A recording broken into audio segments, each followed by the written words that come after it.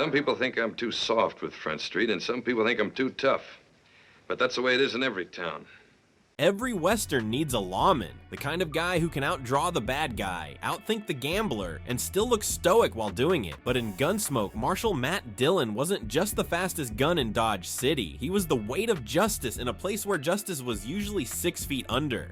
For 2 decades on television, and even longer on radio, Dillon stood as one of TV's most quietly tortured heroes. Part gunslinger, part philosopher, and part exhausted dad to a town that refused to behave. He wasn't perfect, he wasn't supposed to be, and maybe that's why he's lasted longer in the American imagination than most outlaws ever did. Today we're stepping into the dusty streets of Dodge City to find out who Matt Dillon really was, and why Gunsmoke became the longest running showdown in TV history. What do you think you're doing?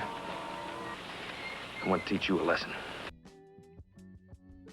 So what made Gunsmoke tick, and why did one quiet, broad-shouldered marshal capture America's attention for 20 years straight? Gunsmoke wasn't just a Western, it was the Western. Premiering in 1955, it helped define what television storytelling could be, and at its heart was Marshal Matt Dillon, the reluctant hero who kept Dodge City standing when it probably didn't deserve to. This video's breaking down who Dillon was, his origins, how James Arness brought him to life, and why his brand of dusty morality still hits hard than any gunfight. Whether you're a lifelong fan or you've only seen a few reruns on a sleepy Saturday afternoon, we're about to explore how one character turned into a cultural landmark. Stick around, because by the end, you'll know why that slow walk down Front Street wasn't just about facing bad guys, it was about facing yourself. Marshal, I'll leave town.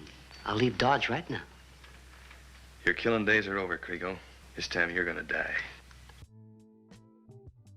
Before Gunsmoke became the show your grandpa swore by, it was a gritty little radio drama that debuted in 1952, set in Dodge City, Kansas, the rowdiest, dustiest outpost west of the Mississippi. It painted the frontier not as a myth, but as a moral swamp. You didn't just survive out there, you endured. The creators, Norman Macdonald and John Meston, wanted realism. Forget the singing cowboys and clean-cut sheriffs. Their west was dangerous, slow-burning, and full of people who made terrible choices for decent reasons. And sitting dead center in all that moral grayness was Matt Dillon, Dodge City's reluctant peacekeeper. When Gunsmoke jumped from radio to television in 1955, it didn't just bring its cast of misfits, it brought a new kind of storytelling. The show wasn't about shootouts every week, it was about the cost of keeping order in a place that didn't want it. That tone, gritty, thoughtful, sometimes melancholy, and made Gunsmoke stand out. It wasn't trying to glamorize the Old West, it wanted to show what justice actually looked like when everyone was just trying to get by. And for 2 decades, America tuned in to see whether one man's conscience could hold back chaos. You know, Kitty,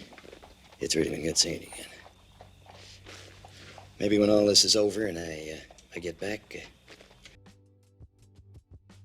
Matt Dillon wasn't born out of myth, he was built out of frustration. When Gunsmoke writer John Meston sat down to create the show's central lawman, he wasn't dreaming of a flawless cowboy hero. He wanted a man who hurt a little, someone who could clean up Dodge City, but never quite clean up himself. On radio, Dillon was voiced by William Conrad, a big booming presence who made the marshal sound like he carried every grave in Boot Hill on his back. This wasn't the heroic howdy partner sheriff of Saturday morning matinees. This was a man who understood violence too well to romanticize it. Meston once said Dillon was the most intelligent creature ever to walk the streets of Dodge. That wasn't arrogance, it was irony. Dillon was smart enough to know that enforcing the law sometimes meant breaking it, and that every bullet fired carried a moral receipt. The show's early episodes often ended with Dillon alone, reflecting on what justice had cost that day. That's what made him compelling. He wasn't just a cowboy, he was a conscience with a badge. When Gunsmoke hit television, this complexity had to survive the move from sound waves to the small screen, and that's where James Arness entered the story.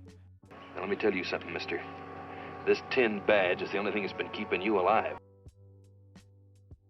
When Gunsmoke rode onto television in 1955, audiences met a new Marshal Dillon. Tall, quiet, and built like a wall you'd think twice about arguing with. James Arness, a World War II veteran standing 6'7", didn't just play Matt Dillon, he embodied him. CBS execs wanted someone who looked like the West itself. Rugged, stoic, and maybe a little tired. Arness delivered that in spades. At first, the role was offered to John Wayne, who famously turned it down, but recommended Arness for the job. Wayne even introduced the first TV episode, passing the torch with a grin and a warning. Watch out for this guy. And audiences did, for 20 years. Under Arness, Dillon became more than a symbol of law and order. He was a man defined by restraint. He rarely smiled, barely raised his voice, and yet every gesture carried authority. He wasn't flashy, he was steady. Around him revolved Dodge City's found family, Doc Adams, the dry-humored physician, Kitty Russell, the saloon owner, and Dillon's not-quite love interest, and deputies Chester and later Festus, each bringing comic relief and heart to balance Dillon's stoicism.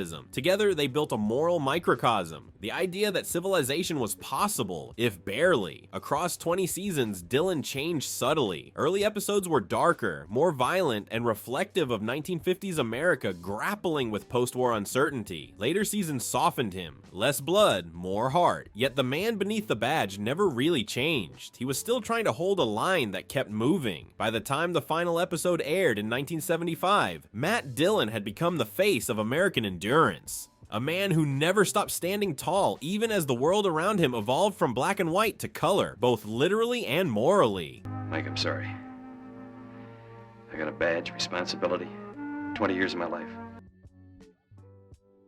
What made Matt Dillon stand apart from every other TV cowboy wasn't his aim, it was his hesitation. Dillon didn't want to kill, he didn't even seem to like being the hero. He just understood that someone had to do it, and that burden fell on him. Every episode asked a quiet question. Can justice survive in a world this messy? Dillon's answer was usually a resigned sigh and a trip to Boot Hill. He was the rare Western hero who knew that every victory came with a cost. Someone's son, someone's father, someone's innocence. That tension between duty and empathy gave Gunsmoke its emotional gravity. While other westerns sold heroism in quick-draw packaging, Gunsmoke unpacked the trauma of being the law. Dillon's restraint wasn't weakness, it was conscience. He could be ruthless when pushed, but there was always a flicker of regret behind his eyes. He wasn't fighting just outlaws, he was fighting the erosion of his own humanity. This complexity mirrored the real America of the 1950s and 60s. Moral uncertainty, questions about authority, and the fading myth of the noble frontier. Dillon was a mirror, showing a country that wanted to believe in good guys but couldn't ignore the shadows anymore. Even his relationship with Kitty told that story. Deep affection, but always distance. He couldn't afford to belong to anyone, not when he already belonged to Dodge City. So yes, Matt Dillon was the law, but Gunsmoke kept reminding us that the law was just another man, one wrong decision away from being the outlaw himself.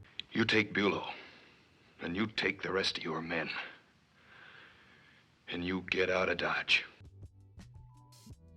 By the time Gunsmoke finally hung up its spurs in 1975, it had aired an unbelievable 635 episodes, the longest-running scripted primetime drama in TV history, until The Simpsons came along to claim that crown. But where The Simpsons gave us donuts and sarcasm, Gunsmoke gave us something harder to chew on: endurance. Matt Dillon became the blueprint for the American lawman: stoic, principled, weary. You can see his DNA in everyone from Walker, Texas Ranger, to Justified's Raylan Givens. Even modern anti-heroes like Sheriff Bullock and Deadwood owe a debt to Dillon's blend of authority and inner turmoil. Off-screen, Gunsmoke changed television's landscape. It proved that long-form storytelling could work on TV. Characters evolved, consequences mattered, and morality wasn't black and white. It bridged the gap between the mythic and the modern. James Arness kept returning to the role for 5 reunion movies, each one aging Dillon a little more. Slower on the draw, but just as firm in his purpose. By the last film, Gunsmoke The Last Apache, 1990, he wasn't the unshakable Marshal anymore. He was the ghost of the West, still trying to protect a world that had long since moved on. And yet he never lost that quiet dignity, that sense that doing the right thing wasn't glamorous. It was just necessary. Matt Dillon didn't just keep Dodge City safe, he kept television honest. I can close my eyes, but I can't close my ears.